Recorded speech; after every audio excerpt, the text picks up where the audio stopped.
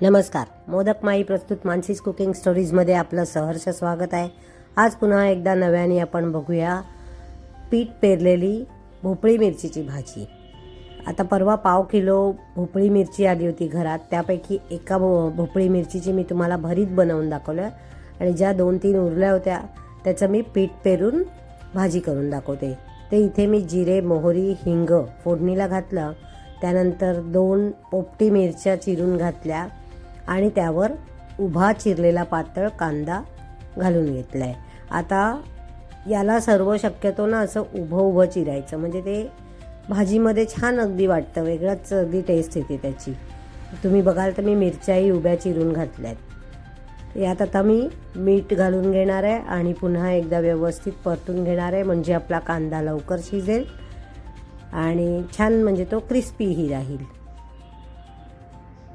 हे पहा, आता यामध्ये घालायची हळद.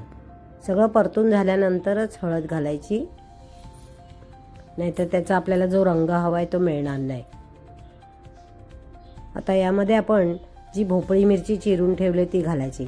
तुम्हाला एक टिप देते की जशी भोपळी मिरची घातली त्या टाईप तुम्ही पातळ पातळ स्लाइस करून कच्चा पपई पण घालू शकता.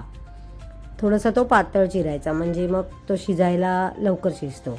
आता ह्या स्टेजला आपल्याला यात 1 लिंबाचा रस घालून घ्यायचा आहे आणि लिंबू रस घातलाय म्हणून आपल्याला एक छोटा चमचा भरून साखर घालणं आवश्यक आहे, कारण ही भाजी आंबट गोड तिखट अशी टेस्ट येते हिला. आता आपण हे झाकून एक 5 ते 10 मिनटं हिला झाकून ठेवलं होतं आणि ह्याला पहा पाणी सुटलंय. हे जे पाणी सुटलेलं आहे यामध्येच आपल्याला 2 ते 3 चमचे डाळीचं पीठ घालून घ्यायचं आहे.